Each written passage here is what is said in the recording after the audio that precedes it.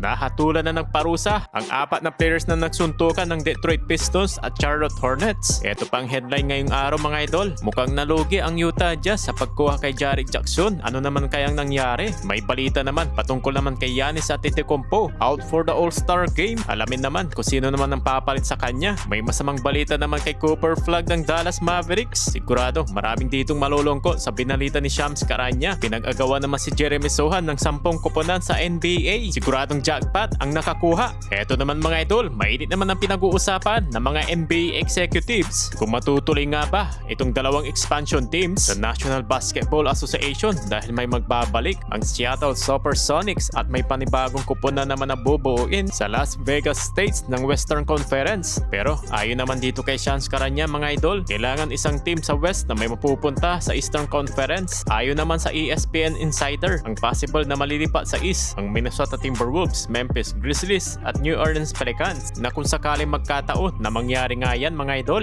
What it looks like when you go get a couple more expansion teams potentially, what it means for the rest of the league, what it means, how much are the valuations of those two teams going to be, what does the league layout look like, and then potentially in the summer as 2026 goes on have a potential determination. But my understanding is Seattle and Las Vegas are the front runners for expansion teams. Para maging balance, pareho dapat maging 16 teams ang both conference. Etong tatlong states kasi mga idol ang pinakamalapit sa East. Officially, hindi maglalaro sa All-Star Game ang two-time NBA MVP na si Giannis Antetokounmpo. Dalawa na sa Team World ang hindi na makakapaglaro na si SGA at itong si The Greek Freak ng Milwaukee Bucks. Ang papalit naman kay SGA ay itong si Alperen Sengun, samantalang si Giannis Antetokounmpo ay etong si De'Aaron Fox ng San Antonio Spurs. Well, deserve naman nila na magkaroon sila ng dalawang All-Star. Sa standings ba naman pangalawa sila sa Western Conference? Hindi ba mga idol? Dahil na rin sa pinapakitang magandang performance ni De'Aaron Fox para sa San Antonio Spurs. Eto naman, mukhang hindi pabor ito para sa Utah Jazz. Dahil out for the season na itong si Jaren Jackson Jr. Mag-undergo kasi ng left surgery itong si Triple J. Tuloy naman ang pagtatank ng Utah Jazz sa pagkawala ni Jaren Jackson Jr. Pagbabawali naman sa mga kupunan na NBA na makakuha ng top 4 picks after the making conference finals. At ang lottery odds ay babase sa 2 years record. Saktong-sakto ito sa nangyayari ngayon sa Indiana Pacers dahil pinoprotektahan nila ang kanilang first round picks na itinrade sa LA Clippers.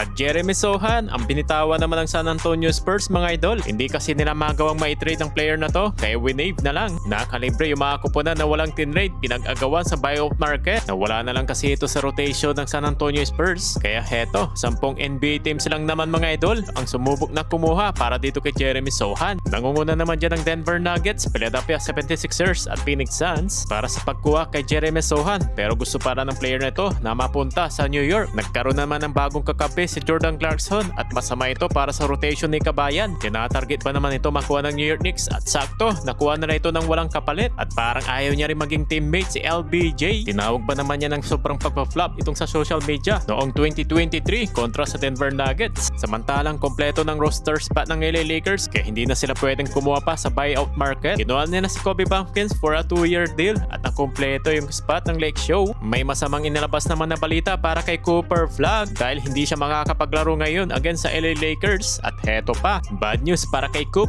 hindi siya makakapag-participate sa NBA Rising Star at All-Star Weekend nang dahil sa kanyang natamong foot sprain injury. He's going to be out against the Lakers tonight and he will miss the Rising Stars festivities here in Los Angeles. So Cooper Flag, the Mavericks, announced that he had an MRI for a foot sprain. It happened against the Suns on Tuesday. Real quick before we head to break, Tim, how likely is his absence to extend beyond that All-Star break? At heto, nabigyan na ng hatol ng parusa ang mga players na mga nagsuntukan nung nakarang araw ng Detroit Pistons at Charlotte Hornets. Nasuspende ng 7 games si Isaiah Stewart, 4 na games naman si Miles Bridges at 4 na games rin si Musa Diabate, habang 2 naman kay Jalen Duren ng Detroit Pistons. Sa post-game interview naman, ito ang nasabi ni Jalen Duren ang kanyang naging reaksyon sa away nila between the Hornets. Ayon naman sa kanya, naging physical ang laban ng Hornets at Detroit Pistons. Gusto niya lang daw na manatiling basketball lang at walang pisikalan, pero nangyari na nga itong malaking gulo at legit nga naging suntukan nga mga idol.